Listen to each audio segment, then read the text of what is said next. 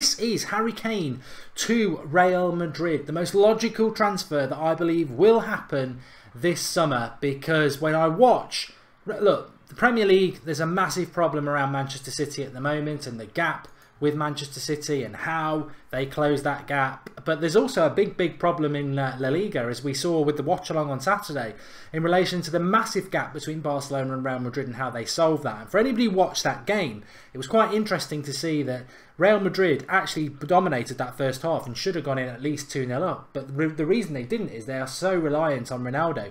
Benzema, as much as I think Gary Lineker said it, and he's very true in relation to Benzema. He is a striker that everybody in the Premier League, most clubs are always linked to, and they think, oh, we'd love Benzema. But when you've spent any time watching Benzema, Ronaldo loves playing with him because he's a hard worker and he does a lot of the graft and he's happy to assist and all this. But the goals to game ratio for a striker who plays for Real Madrid is pitiful. And anybody who watched him at the weekend or has seen a lot of him this season, he misses a lot of sitters. His build-up play isn't actually that good. You stick Harry Kane in that position of Benzema and Real Madrid would, well, they're already back-to-back Champions League winners. Imagine what they would be. And Harry Kane is absolutely perfect, because when you compare Harry Kane to Benzema, there is only one winner. Harry Kane has just broken the all-time record in the Premier League for goals scored in a calendar year. He's broken Messi's record this year, and I think it's something like 12 games less, and he's scored more goals. For a team that's never going to win the Premier League, Spurs are never going to win the Premier League. I've been very positive about Spurs this season. I think Pochettino's done a very good job. I think they've got a very good squad. But they won't win the Premier League for the same reason they bottled it in November and they have in previous years. They just don't have enough. They will never win the Premier League. And especially with the way it's going with Man City, and I'm sure Manchester United will respond, and Liverpool have just spent £75 million on a centre-back. Spurs can't live with that sort of thing. And Harry Kane's got a decision to make. Does he stay as a one-man club and stay loyal to the club that he clearly loves? Or does he do what actually a lot of people wouldn't have a problem with, which is leaving the Premier League to go and play for someone like Real Madrid? It's a once-in-a-lifetime opportunity. And I think he fills the gap at Real Madrid 100% perfectly. And I can see a situation where he goes to the World Cup, he has a good World Cup, and he is the big signing of the summer to Real Madrid. Because I've no qualms about it, and I'd love to know what Real Madrid fans think about it, is that he is just perfect, absolutely perfect. He's got the hold-up play of Benzema, he's got the pace of Benzema, he's got the skill of Benzema, but his finishing is ultimately 10 times better. And you stick that into a Real Madrid side and they will absolutely be back. They will be back. Benzema is such an Achilles heel in their side. I mean, they should never have let Morata go. I think the reason Morata went is because Ronaldo didn't like what Ronaldo likes. And look, I'm a massive fan of Cristiano Ronaldo, but I was speaking to somebody over Christmas actually. They were saying they'd love Ronaldo back at Manchester United. And as a fairy tale, I would.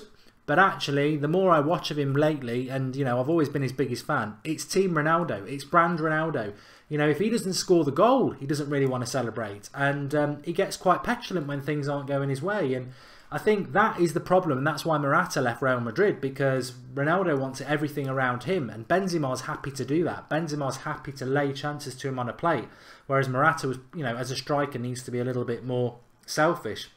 Harry Kane, he can go to Real Madrid and be a revelation there and score a lot of goals in that league. And I think, you know what, as an Englishman and as somebody who's grown up with the Premier League, I would be quite proud of Harry Kane going there. Of course, Spurs fans aren't going to like it. I totally respect that. I think Spurs, like I said, very good team, and what they've built there over the last few years is great.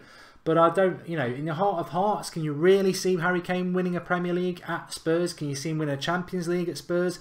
No. All he'd do is, why should he follow in the footprints of someone like an Alan Shearer, who spent most of his back end of his career at Newcastle, scoring a lot of goals, but never going to win anything? And let's not forget, Alan Shearer did win the title at Blackburn. So if Harry Kane wants to win the biggest prizes, and scoring a lot of goals is great, but you want to win prizes, I think Harry Kane to Real Madrid is absolutely perfect for him, and certainly for Real Madrid. Is there a club in the Premier League that could rival Real Madrid for Harry Kane? Well, I don't think that there is, because, if Spurs fans don't like this video, I think Harry Kane, one thing I would say as a positive is Harry Kane loves Spurs. He's very loyal to Spurs. So why would he want to leave Spurs for another Premier League club? And I think that's, again, why Real Madrid would suit him down to the ground.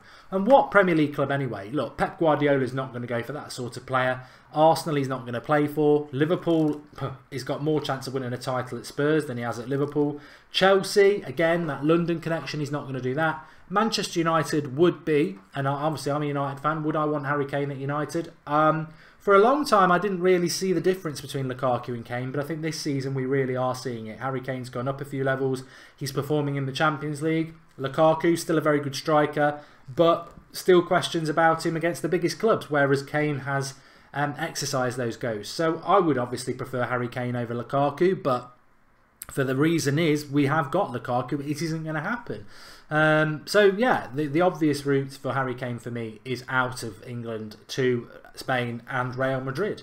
Mark, do you agree that Harry Kane is better than Lukaku? David Fellows, well, I've just said it. I didn't. I must admit, 2 or 3 months ago, I was still pretty much undecided as I was last year. But I think the thing that Harry Kane's done this year, he's kept scoring lots and lots of goals in the Premier League consistently, and he's also done it in the Champions League. And I think Lukaku, he started off the season looking like he was going to do that, but he's tailed off. I mean, a lot, to be fair, is based on the chances that he's getting, and Harry Kane does get a lot of chances at Spurs with the creators he's got behind him. But yeah, I think you've got to go with the fact that Kane is better than Lukaku. Kane can play as a false 9, target forward and run channel, says Google Gilgil. Rival clubs are salty at the moment, says Ginny. Mark, yeah, I've done that one. Who would get okay? And James, okay. Kane will still bottle the big games where Ronaldo can come in to score the important goals, says George Carl. I think Kane and Ronaldo work really, really well together. Really, really well. Let's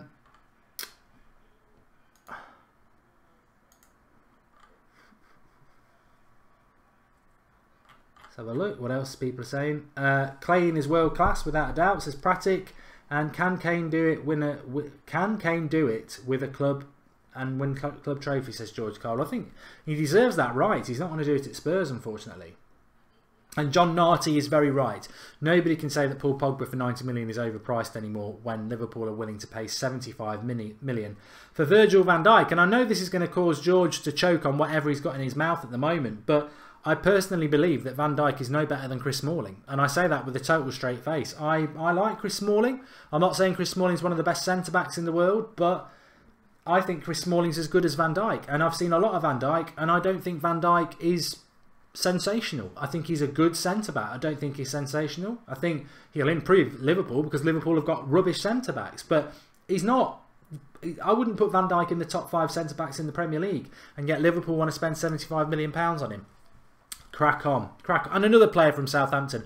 I mean, Liverpool are losing a lot of credibility. They lose it on a daily basis, but the amount of Southampton players they've bought, it's just embarrassing. It really is.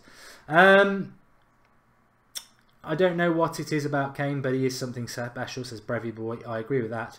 Kane and Ronaldo would be a deadly combination, says Sean Salvatore. I agree, because I don't think Harry Kane's a selfish player anyway. He does like to get involved in the build-up play, and he is unselfish, but he does get a lot of goals as well.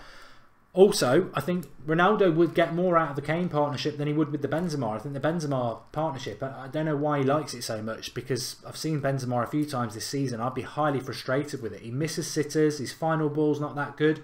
Harry Kane is perfect for Real Madrid, and let's not forget, Real Madrid have got a good history with Spurs. Modric, Bale, just to name a couple. So we'll see what happens with that. Thanks everyone for watching. Anyway, quick video just over the Christmas period. Remember to drop a like, subscribe to the channel if you're new. Lots going on with That's Football. Lots and lots of content coming up for you. January transfer window coming up.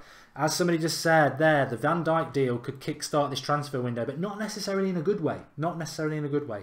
I'll be discussing that more on the United Stand at 8 o'clock actually, because we need to sign players. But yeah, we'll be covering a lot for you on That's Football. So get involved, drop a like, and leave us your comments. Thanks for watching. Speak to you all soon.